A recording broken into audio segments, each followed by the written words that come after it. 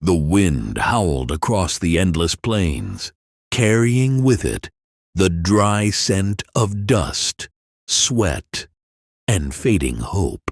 The ranch stretched for miles, its weathered fences creaking like old bones, its barns sagging under the weight of years, and the cattle scattered like weary soldiers left to fend for themselves.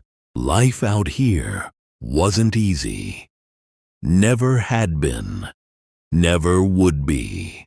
But on this day, under the blinding western sun, it was something else entirely. The woman stumbled across the hard earth, her dress torn, her chest rising and falling in sharp bursts, as though every breath was a plea for life itself. She collapsed near the riverbank, the water cool but offering no comfort. Her hands shook as she clutched at her chest, her lips forming the words that seemed to tear through her soul. End it now, please. Her voice was hoarse, but heavy enough to cut through the air like a blade.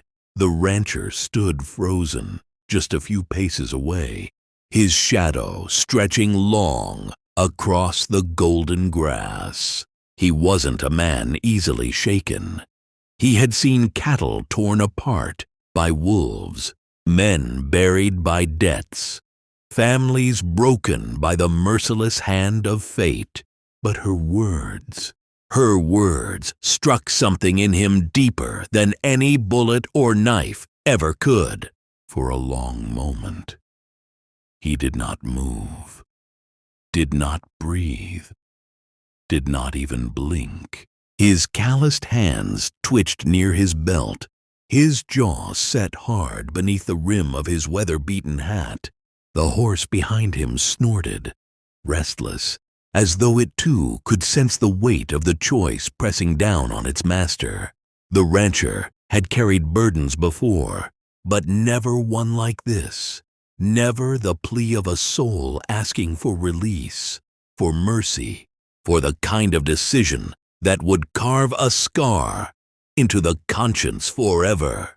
The silence stretched, broken only by the rush of the river and the desperate gasps of the woman before him.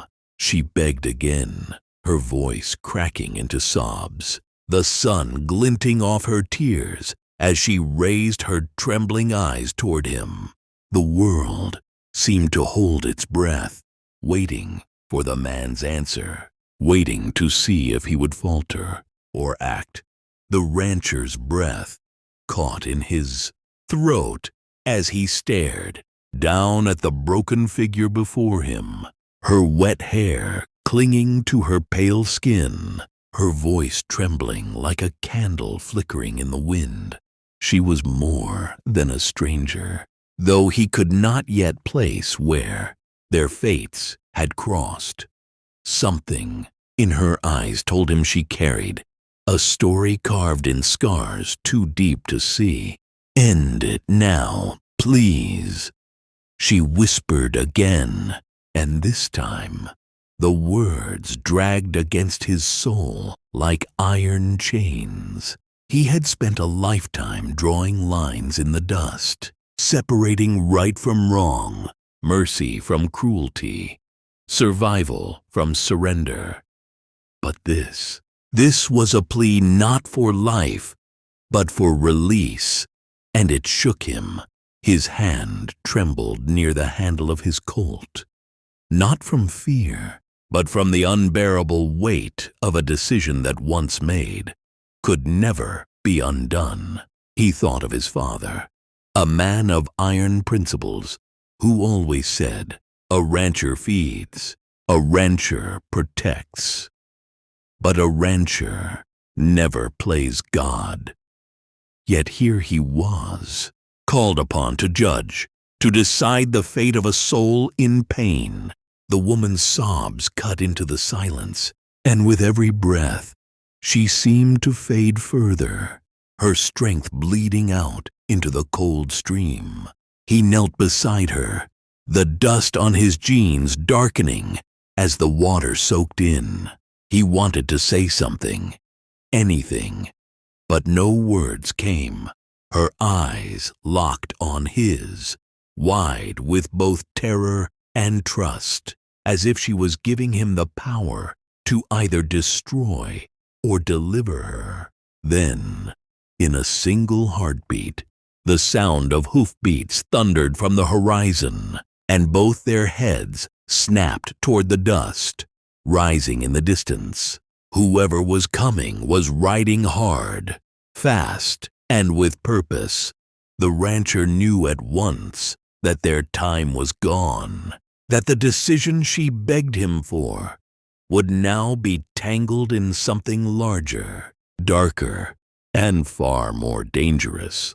He clenched his jaw, gripped her hand tightly, and whispered hoarsely, "Hold on, not yet." For the first time, she shook her head violently, tears mixing with the dirt on her cheeks. "Please, don't let them take me back." Her words were a dagger. The rancher froze again, torn between mercy, justice, and the unknown storm charging their way. And in that haunting stillness, as the pounding hooves drew closer, the rancher knew, no matter what he chose, this moment would follow him like a shadow until the end of his days.